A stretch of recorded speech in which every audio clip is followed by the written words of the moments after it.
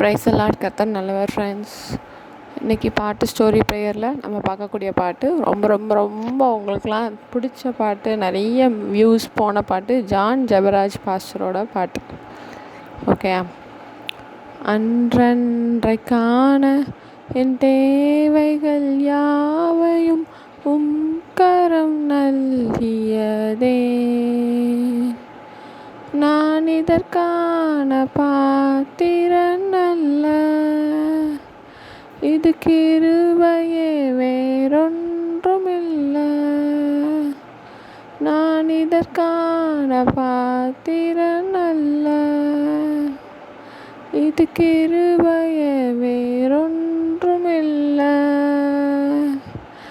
எபினேசரே எபினேசரே, இந்நாள் வரை சுமந்தவரே, எபினேசரே எபினேசரே, என் நினைவாயிருப்பவரே, நன்றி நன்றி நன்றி, இதயத்தில் சுமந்தீரே நன்றி, நன்றி நன்றி நன்றி, கரு போல காத்தீரே நன்றி. அடுத்து ஸ்டோரியில் ஆதியாகமம் நம்ம முடிச்சிட்டோம். அடுத்து யாத்ராகமத்தில் என்ன அப்படின்னா, எகிப்துக்கு போன இஸ்ரவேல் குமாரரோட பேர் என்ன அப்படின்னா, ரூபன், சிமியோன், லேவி, யூதா, இசக்கார், செபுலோன், பென்யமீன், தான், நப்தலி, காத், ஆசேர் அப்படின்னு சொல்லிட்டு இதோட இன்க்ளூடர் யோசேப்பும் சேர்த்து மொத்தமாக யாக்கோபோட பசங்க மொத்தம் எத்தனைனா 70 பேர். ஓகேயா, 70 பேர் இந்த எகிப்து நாட்டில் வாழ்ந்துட்டு இருந்தாங்க. அந்த இஸ்ரவேல் புத்திரர் எல்லாம் பழுகி பெருகி அப்படியே அந்த தேசத்தை ஃபுல்லாக நிரப்பி வச்சுருந்தாங்க. ஆனால் அன்ஃபார்ச்சுனேட்லி என்னாச்சு அப்படின்னா, அந்த பார்வோன் ராஜா அதாவது யோசேப்புக்கு ஃபேவர் பண்ண அந்த ராஜா என்னாச்சு, இறந்து போய் புதிய ராஜா வராரு. புதிய ராஜா வந்ததுமே அவர் பார்க்குறாரு, இந்த இஸ்ரவேல் மக்கள் எகிப்து மக்களை விட பழுகி பெருகி பலசாலியாக இருக்காங்களே அப்படின்னு சொல்லிட்டு, இவங்க நமக்கு ஒருவேளை நம்ம எதிரிகள் நம்மளை யுத்தம் செய்ய வந்தாங்கன்னா இவங்க அவங்களோட சேர்ந்து நமக்கே என்ன ஆயிடும், ப்ராப்ளம் ஆகிடும்னு சொல்லிட்டு இவங்க அப்படி பண்ணக்கூடாது, இவங்க நமக்கு எதிராக வளர விடக்கூடாதுன்னு சொல்லிட்டு ரொம்ப ஒடுக்குனாங்க. எந்த அளவுக்கு அவங்க ஒடுக்குறாங்களோ அந்த அளவுக்கு இஸ்ரவேல் மக்கள் என்ன ஆகுறாங்கன்னா பெருகுறாங்க. கடைசி என்ன பண்ணுறாங்க, ரொம்ப ஹெவியான ஒர்க்கு அடிமைகளாக நடத்த ஆரம்பிச்சிருந்தாங்க. இந்த சாந்து செங்கல் அதை செய்கிற வேலை, அப்புறம் வயலில் வேலைன்னு சொல்லிட்டு பயங்கரமாக கஷ்டமான வேலையாக கொடுக்க ஆரம்பிச்சிருந்தாங்க. இப்படியே கொடுக்கும்போது என்ன ஆச்சு, இன்னொரு ஸ்டெப் என்ன எடுக்கிறாங்கன்னா, இந்த எபிரேய ஸ்திரீகளுக்கு அதாவது டெலிவரி குழந்தை பிறக்க போகும்ல, அந்த டைமில் மருத்துவச்சிக்கு இந்த எகிப்து ராஜா என்ன கட்டளையிடுறாரு அப்படின்னா, அந்த எகிப்து ராஜாவோட பேர் என்ன, சிப்ரான் பூவால் அப்படின்னு பேருடைய அந்த எகிப்து ராஜா பேர் இல்லை, சிப்ரால் பூவால்ங்கிறது அந்த எபிரேய மருத்துவச்சிகளோட பேர். சரியா, அந்த எபிரேய மருத்துவச்சிகளோட பேசி என்ன பண்ணுறாங்க அப்படின்னா, இந்த குழந்தை பிறக்கிற ஸ்டேஜில் நீ பார்ப்பல்ல டெலிவரி டைமில், அது ஆண் குழந்தையாக இருந்தால் அப்படியே கொன்று, பெண் குழந்தையாக இருந்தால் விட்டுரு அப்படின்னு சொல்லி அந்த ராஜா சொல்கிறாரு. ஆனாலும் இந்த எபிரேய மருத்துவச்சிகள் தேவனுக்கு பயந்து என்ன பண்ணுறாங்க, அதெல்லாம் பண்ண மாட்டேங்கிறாங்க. ஆண் குழந்தையாக இருந்தாலும் விட்டுருந்தாங்க. அப்போது அந்த ராஜா கூப்பிட்டு திட்டுறாரு, நான் என்ன சொன்னேன், நீ என்ன பண்ணிகிட்ருக்கேன்னு.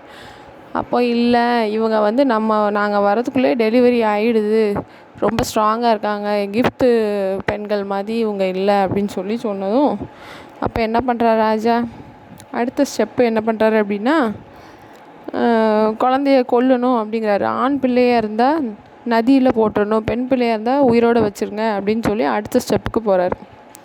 இப்போ அந்த லேவி இருப்பாங்க, லேவி அதாவது நம்ம யாக்கோபோட பசங்கள், அந்த லேவியோட பொண்ணை அந்த லேவி குடும்பத்தாரில் ஒரு ஆள் கல்யாணம் பண்ணி அந்த சந்ததியில் வந்தது தான் மோசே. சரியா, இப்போ மோசே ஒரு அழகான பையன் பிறக்கிறான் அந்த லேவி குடும்பத்தில். அந்த அம்மா 3 மாதம் மறைச்சி வைக்கி. ஆனால் 3 மாதத்துக்கு மேலே மறைச்சி வைக்க முடியல. நதியில் போய் அந்த குழந்தைய ஒரு பெட்டிக்குள்ளே வச்சு அனுப்புது. கூடவே அதோட அக்காவையும் போய் எங்கே போய் அது ரீச் ஆகுதுன்னு பாருன்னு சொல்லி அனுப்பி விட்றாங்க.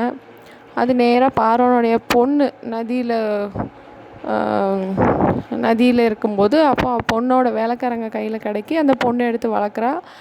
அப்போ அந்த பொண்ணு வந்து அதாவது அந்த குழந்தையோட அக்கா வேவு பார்க்க வரல, யார் அந்த குழந்தைய எடுக்காங்கன்னா அந்த குழந்தையோட அக்கா போய் என்ன பண்ணுறா, ராணிக்கிட்ட இந்த குழந்தைய வளர்க்கறதுக்கு நான் ஒரு ஆளை ரெடி பண்ணி தரேன்னு சொல்லி அவங்க அம்மாவையே செட்டப் பண்ணி விட்றா. பெத்த குழந்தைய வளர்க்கறதுக்கு அவங்க அம்மாக்கிட்டே குழந்தைய கொடுத்து வளர்த்து அதுக்கு மணியும் கொடுத்து இதை சாம் பாஸ்டர் சொல்லுவார். அதாவது தான் பெத்த குழந்தைய தான் வளர்க்கறதுக்கு தனக்கே அமௌண்ட்டு கொடுத்து கடவுள் பாருங்கள் எப்படியெல்லாம் எந்த இடத்துல பண்ணக்கூடாதுன்னு நினச்சாரோ அந்த இடத்துல அவர் எல்லாத்தையும் பண்ண வைப்பார். அதான் நம்ம கடவுள்பார். கரெக்டு. உலகம் ஒரு விஷயத்தை நம்புதுன்னா நம்ம கடவுள் அதுக்கு ஆப்போசிட்டாக எதை பண்ண முடியாதுங்காங்களோ அங்கே போய் அதை பண்ண வைப்பார். அதுதான் நம்ம கர்த்தர். சரி, இவன் ஜலத்துலேருந்து எடுத்ததுனால அந்த அம்மா அவனுக்கு என்ன பேர் வைப்பாங்கன்னா மோசேன்னு பேர் வைப்பாங்க. மோசே கொஞ்சம் பெரிய பையனை ஆக ஆக அந்த அம்மா பால் ஊட்டும் போதே அப்படியே வளர்த்துரும். நீ எபிரேய பையன் எகிப்து பையன் கிடையாதுன்னு சொல்லி அப்படி அந்த தேசப்பற்று மாதிரி அந்த நம்மளோட தேவன் இஸ்ரவேல் தேவன் யாருன்னா கர்த்தர் அப்படின்லாம் சொல்லி வளர்த்து விட்டுருந்தாங்க. அவருக்கு இந்த எகிப்து மக்கள் இந்த எபிரேய மக்களை கஷ்டப்படுத்துறது பிடிக்கல. அவர் நிறைய வாட்டி சப்போர்ட் பண்ணி ஒரு வாட்டி என்ன பண்ணுறாரு, ஒரு கொலை பண்ணிடுறாரு. ஒரு எகிப்து ஆளை கொலை பண்ணதுனால பார்வோன் இவரை கொல்லதுக்கு வகை தேடுறான். இவர் தப்பிச்சு ஒரு இடத்துக்கு போயிடுறாரு. மீதியான் தேசத்துக்கு போயிடுறாரு. அங்கே ஒரு பொண்ணை கல்யாணம் பண்ணி அப்படியே அவர் லைஃப் அங்கே போயிட்டுருக்கு. சரி, ப்ரேயர். அன்பின் பிதாவே, தகப்பனே, ஸ்தோத்திரம் அப்பா, ஸ்தோத்திரம் ஸ்தோத்திரம் ஸ்தோத்திரம். நன்றி நன்றி, இந்த நாளுக்காக நன்றி, இந்த ப்ரேயருக்காக நன்றி. இந்த நாளோட அதாவது இந்த நாள் முடிஞ்சிருச்சு, இதுக்காக நன்றி அப்பா. இந்த நாளில் என்னென்ன நீங்கள் செஞ்சீங்களோ எல்லாத்துக்காகவும் நன்றி. நாளைக்கு ஒரு அற்புதமான விஷயத்தை செய்ய போகிற கிருபைக்காகவும் நன்றி. இன்னொரு நாள் கூட்டி கொடுத்த கிருபைக்காக நன்றி அப்பா.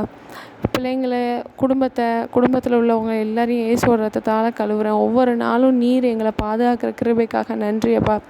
ஸ்தோத்திரம் அப்பா, ஸ்தோத்திரம். நீ நல்லவர், நீ நல்லவர், நீ மட்டுமே நல்லவர்.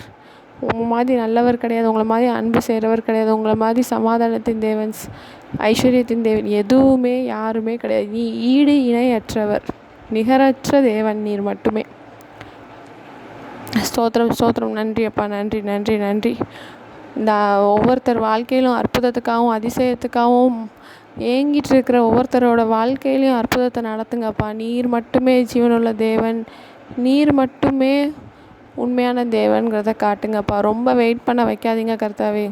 இந்த ஆபிரகாம்லாம் 25 years வெயிட் பண்ணாங்களாம் குழந்த பிறக்கிறதுக்கு. வார்த்தை வந்தது 25 வருஷத்துக்கு முன்னாடி, ஆனால் குழந்த வந்தது 25 வருஷத்துக்கு அப்புறம். கர்த்தாவே, அப்போல்லாம் நீங்கள் ஸ்ட்ரைட்டாக போய் ஆபிரகாம்கிட்ட பேசுனீங்க. இப்போ அப்படியும் கிடையாது.